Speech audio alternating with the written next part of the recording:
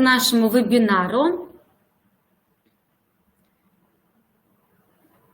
Нина Ивановна готова нам рассказать теорию, то есть как создается проект. Нина Ивановна, доброе утро. Добрый день всем. Добрый день, Елена Владимировна. Здравствуйте, дорогие коллеги. Я Мамонова Нина Ивановна, работаю в МБУ номер 10, город НТ. И сегодня я представляю свой опыт проектной деятельности со школьниками. Тема моего выступления – проектная деятельность в библиотеке, от теории к практике. Нельзя чему-то научить человека, можно только помочь ему сделать для себя это открытие. Галилео Галилей.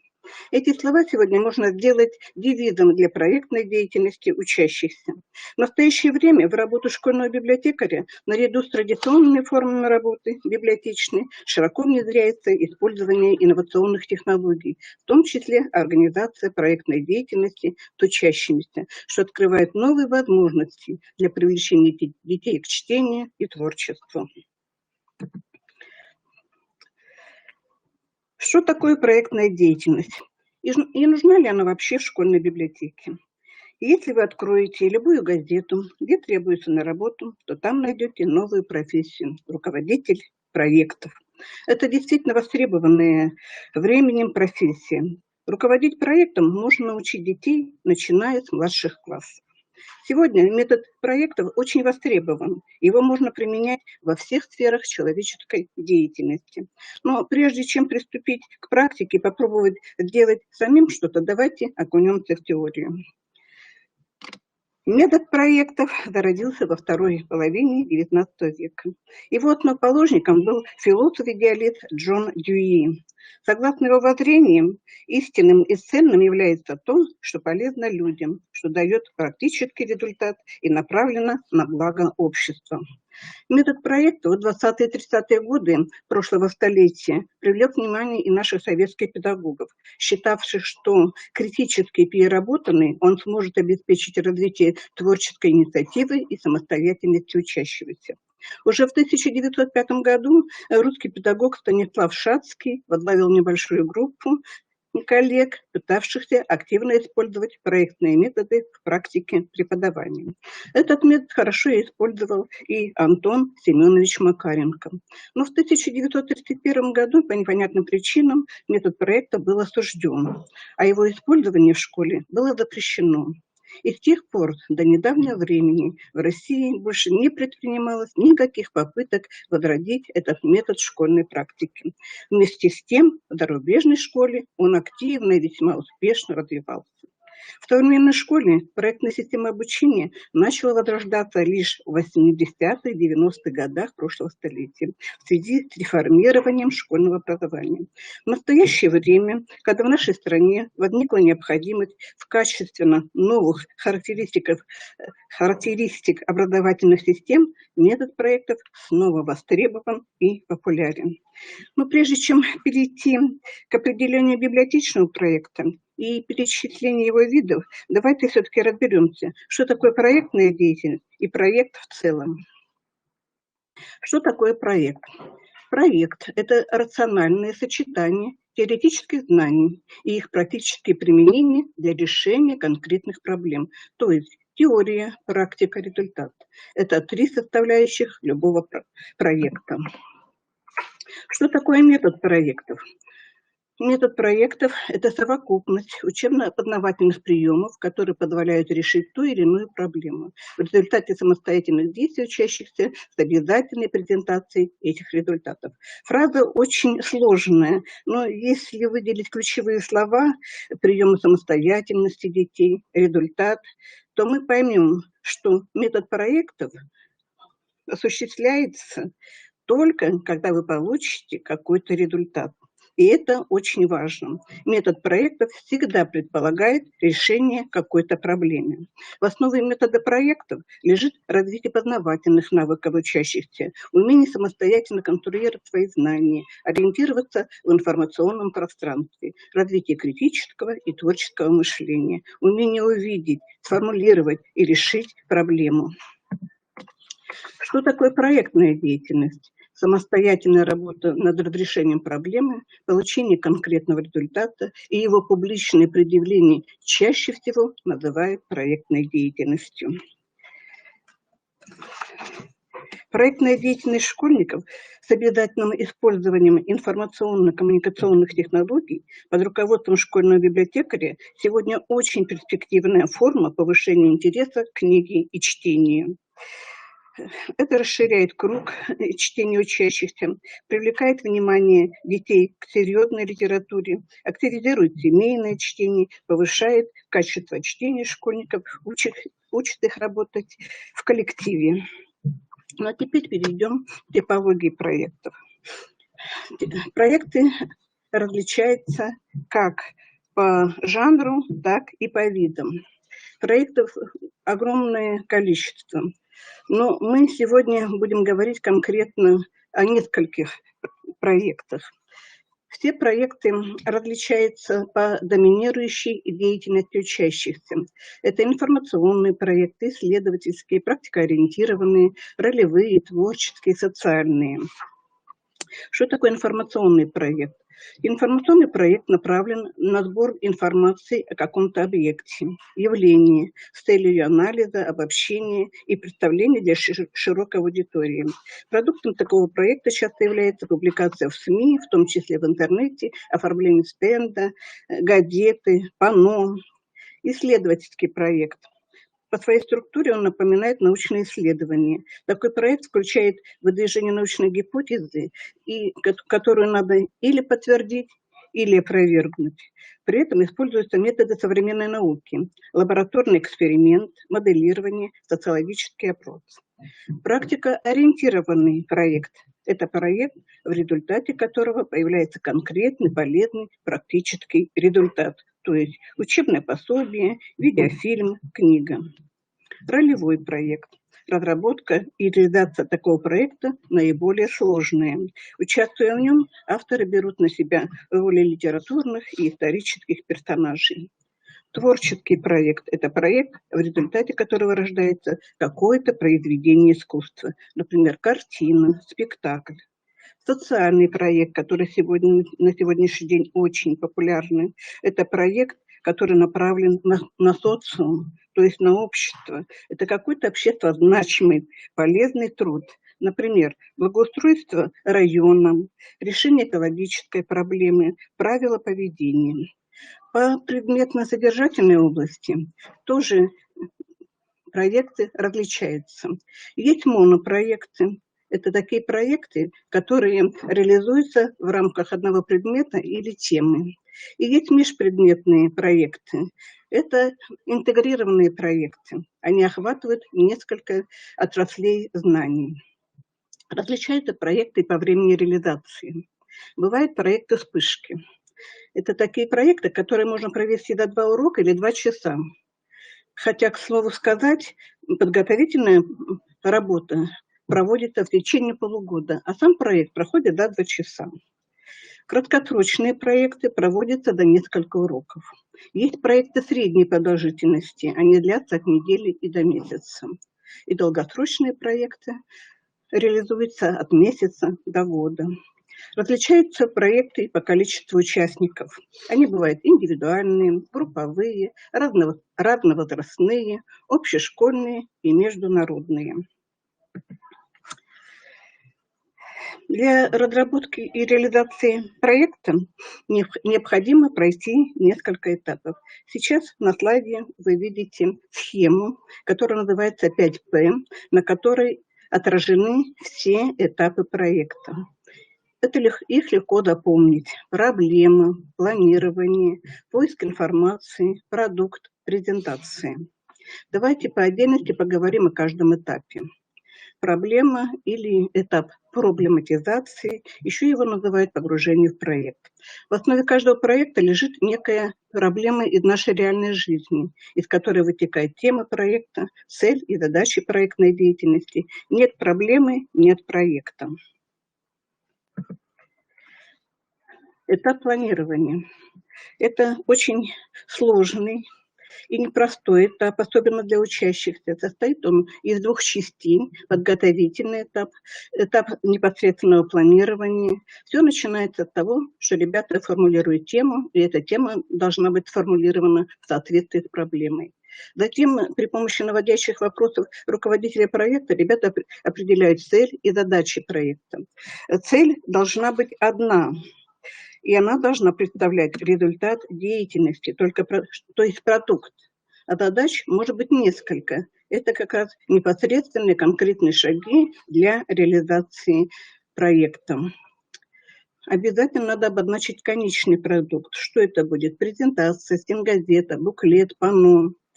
Реализуя проект, вы определяете тип проекта, какой он будет: исследовательский, информационный, социальный. Если групповой проект, то обязательно надо ребят разделить по группам, а внутри каждой группы распределить обязанности среди детей. Надо проанализировать, какие ресурсы у вас есть и каких ресурсов не достает. Информационные ресурсы, традиционные и электронные, и человеческие ресурсы. И определить формы оценивания. Это может быть анкета, это может быть дневник наблюдения. После реализации проекта это обязательно рефлексия.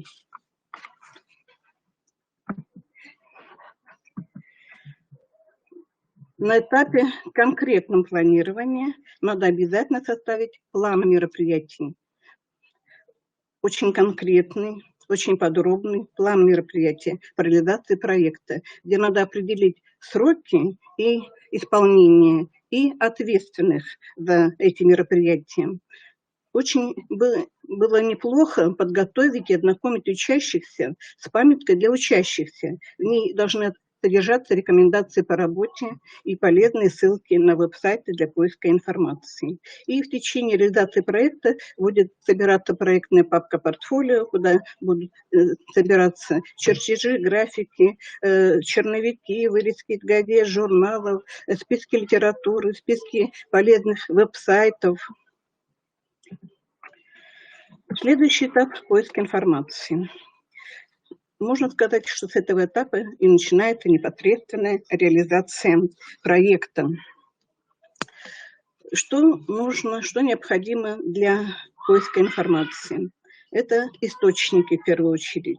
Источники традиционные. Это фонды школьные, домашние, городских библиотек. Это электронные источники, медиатека и электронные ресурсы школьной библиотеки. Это ресурсы сети интернет. Это человеческий интернет, ресурсы, консультации руководителя проекта, классного руководителя, педагогов школы и родителей учащихся. Поиск информации очень интересный там по себе этап. Здесь ребята непосредственно работают с источниками информации.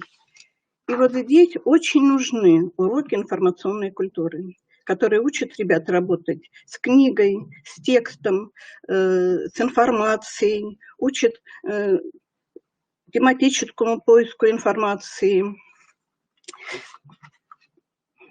Почти все проекты предусматривают самостоятельную работу учащихся с информацией, с тематическим поиском ее в традиционных электронных источниках, выборке необходимых данных из них, выделению главного. Вот где нужны ребятам уроки информационной культуры. В рамках исследований школьники знакомятся с материалом по теме, проводят поиски и анализ информации, делают выводы. Следующий этап – создание продукта проекта и его продукты. Результатом работы над проектом является продукт, который создается участниками проекта в ходе реализации проблемы. Создание проектного продукта – это самое увлекательное для участников проекта во всей деятельности над проектом.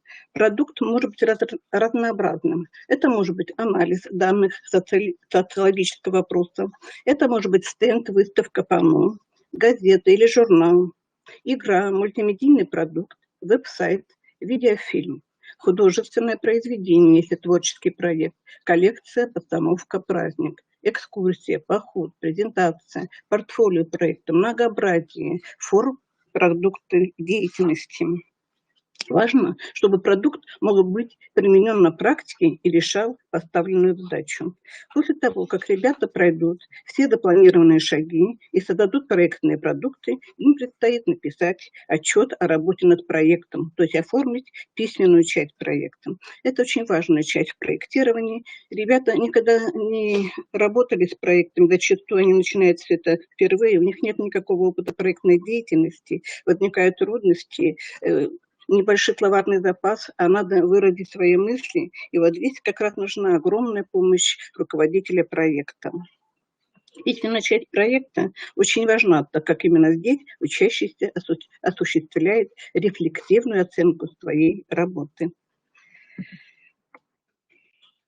После того, как продукт представлен общественности, а надо представить этот продукт перед своими одноклассниками, перед ребятами начального звена, перед ребятами из группы продленного дня. После того, как продукт представлен, письменная часть написана, ребята готовятся к защите проектной работы. Это очень ответственное и серьезное испытание для ребят. Чтобы хорошо выступить, нужно составить план выступления, подготовить компьютерную презентацию, которая будет сопровождать их выступление, а также составить речь, которую нужно произнести. Как правило, опять же, ребята не могут справиться с этой задачей, и тут нужна огромная помощь руководителя проекта. После окончания и реализации проекта обязательно должна быть рефлексия. Ребята должны подвести итоги, что у них получилось, что наоборот не получилось, какие недостатки, какие слабые стороны, слабые и сильные стороны в проектировании были. Перед вами на слайде интеллект-карта, где показаны все этапы проектирования. И в каждом этапе проектирования прописаны шаги, которые нужно сделать. Вот такая картинка очень удобна, и всегда она должна быть перед глазами, потому что тогда вы ничего не пропустите, ни один этап своей проектной деятельности. Уважаемые коллеги, я сейчас вам рассказала, как теоретически можно разработать и реализовать проект. А теперь давайте перейдем от теории к практике. И на примере группового информационного проекта «Республика Коми в книге и кино» я расскажу вам, посвященного юбилею, 95-летнему юбилею Республики Коми, я расскажу вам, как реализовывался проект в нашей школьной библиотеке. В школьной библиотеке проектная технология наиболее успешно реализуется через деятельность интеллектуального клуба «Почемучка», члены которого ребята начального звена, 3-4 классы. В течение учебного года ребята изучали курс «Основы информационной культуры школьника», где они приобрели знания, навыки и умения в работе с книгой и информацией. В рамках проведения мероприятий, посвященных юбилею, на одном из занятий я спросила у ребят, с чего начинается Родина. Ребята отвечали, но ответы были неполные, неосмысленные. Тогда последовал следующий вопрос. А какие интересные факты Республики Коми вы знаете? И здесь появились заминки, возникла проблемная ситуация. Вопрос оказался интересным, захватывающим и проблемным. Он требовал основательной проработки. Как решить эту проблему? Что можно самим своими руками сделать для этого? После долгих споров и дискуссий ребята решили оформить в библиотеке на самом видном месте огромную выставку «Конструктор панно», и на шаблонах которого будет размещена информация, которая отвечает на вопрос, какие интересные факты о Республике Коми вы знаете. Ребята решили назвать тему проекта «Республика Коми в книге и кино». И вот на этапе погружения в проект мы не только работали над проектом, но мы и проводили с ребятами очень много массовых мероприятий. Это была и игра путешествий по городам Республики Коми, это и был урок презентации экскурсии по достопримечательным местам Коми, была оформлена книжная выставка с книжной полки на экран, демонстрировались документальные художественные фильмы о Коми Республике и о нашем родном городе Инте. Ему посвящены 2 фильма «Жили-были старик со старухой» и «Случай на шахте номер 8». На этапе планирования ребята при помощи подсказки руководителя проекта сформулировали цель проекта. Звучит она так: формирование учащихся навыков проектной деятельности через сбор информации о родной республике и создание электронного информационно-иллюстративного издания, развитие интереса к истории и современности родного края. Ну и были определены задачи, которые помогли реализовать эту цель. Чтобы в целях выявления актуальности проекта ребята решили провести социологический опрос. Была представлена ребятам 3-4 класса анкета. Я живу в Республике Коми, участвовало 45 человек, вопросов было 16. И немножечко огорчила эта анкета, потому что правильно на 16 вопросов ответили лишь 22% детей. Для работы над проектом были созданы творческие группы, их было 6. И чтобы определиться, какую тему исследования будет проводить каждая группа, руководитель проекта предложил ребятам создать интеллект-карту. Это методика Эдварда де Боно. Это методика Тони Бьюзена, британского психолога. Из этих интеллект-карт была выбрана самая лучшая интеллект-карта. Она называется «Республика Коми. Родная земля». И здесь мы видим основные направления: история Коми, культура Коми, города Коми, природа Коми, промышленность Коми. Ребята четко определились с темами проектирования, с темами исследования, и процесс реализации проекта начался. Каждая группа выбрала тему исследования и книгу, с которой будет работать. И настольной книгой стала историко-культурный атлас Республики Коми. Самое главное в информационном проекте – это работа с информацией. Сегодня умение работать с информацией – главная составляющая культуры личности современного человека. Вот где ребятам пригодились уроки информационной грамотности. Век интернета, падение интереса к чтению, школьная библиотека стала центром коммуникации. Здесь собрана информация на различных носителях. Атмосфера постоянного поиска, радость собственного открытия и творческой мысли стали постоянными спутниками участников проекта. Необходимо отметить, что немало сделано для того, чтобы школьная библиотека стала центром творчества и информации, а также местом, где кипит насыщенная интеллектуальная жизнь школьников. Проект – это огромная возможность максимального раскрытия творческого потенциала. И вот информация найдена. Ребята активно приступили к созданию основного продукта проекта. Это художественное панно. Панно не только художественное, это конструктор панно. Оно состоит из нескольких частей. Это книжная выставка, где выставлены самые лучшие книги о Республике Коми. Это киноленты, где показаны фрагменты из фильмов, посвященных Коми краю и нашему городу Интам. И центральное место занимает художественное панно, где к солнцу взлетает читающий человечек, и от него исходят лучезарные лучи. А почему читающий человечек? Да потому что кто много читает, тот много знает, и только в книгах можно найти ту интересную информацию, которая тебе необходима. И вот ребята, проведя исследования, найдя информацию, сами создают шаблончики, вырезают. На этих шаблончиках пишут интересную информацию. А информация это должно быть 95 интересных фактов о Республике Коми. Их должно быть обязательно 95. И потом на шаблонах свою информацию записывают и наклеивают на панно. Информация была очень интересная, привлекала внимание. И мы решили воспользоваться еще раз этой информацией и создать электронное издание, посвященное Республике Коми. И вот ребята сели за компьютеры и стали делать информационные листы, каждая группа по своей теме. Темы были разнообразные. Это были и мифология Коми, и история Коми, города Коми, культура Коми, природа Коми, памятники Коми. Работа за компьютером – это был самый интересный момент во время проектирования. Ребят невозможно было оторвать от компьютера. И вот перед вами продукт, еще один продукт проекта, информационные листы на различные темы Республики Коми. Они сделаны по макету, выставка в школьной библиотеке. У многих у вас такая выставка есть.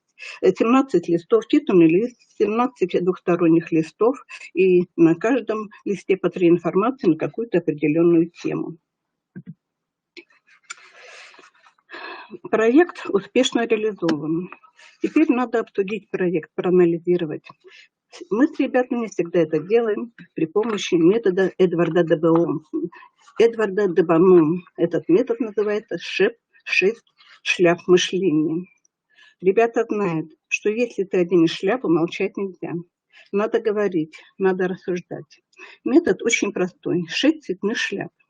Каждая шляпа отвечает за свою функцию. Белая шляпа отвечает за цифры и факты. В данном случае ребята говорят Коми Республике 95 лет. Желтая шляпа – это солнечная шляпа, позитивная шляпа. Она должна говорить только о том, что у нас очень удачно, хорошо получилось в проекте. Ребята говорят, работа над проектом нас дружила. Черная шляпа – это недостатки. Это позитивная шляпа, и вы видите огорченные лица детей. Это одна группа, которая работала на определенную тему. Они с грустью говорят, не все у нас получилось. Зеленая шляпа. Зеленая шляпа – это творчество. Здесь ребята с гордостью говорили, мы занимались творчеством. Красная шляпа отвечает за эмоции. Какие эмоции ребята испытывали до начала проекта, во время проекта, по окончании проекта. Они с гордостью говорят, заниматься проектированием здорово. И последняя синяя шляпа – это шляпа творчества, это шляпа мудрости. Она подводит итоги. Знания, полученные во время проекта, нам пригодятся в жизни, решили ребята. Вот таким образом у нас происходит анализ проектов. Этот этап очень интересный. Ребята с удовольствием его ждут и откровенно отвечают, действительно, что у нас получилось, а чего у нас не получилось. И заканчивая свое выступление, мне хочется сказать слова Готхальда Лессинга, немецкого драматурга и философа. В спорте заблуждайтесь, ошибайтесь, но ради Бога размышляйте, и хотя и криво, да сами. Спасибо за внимание.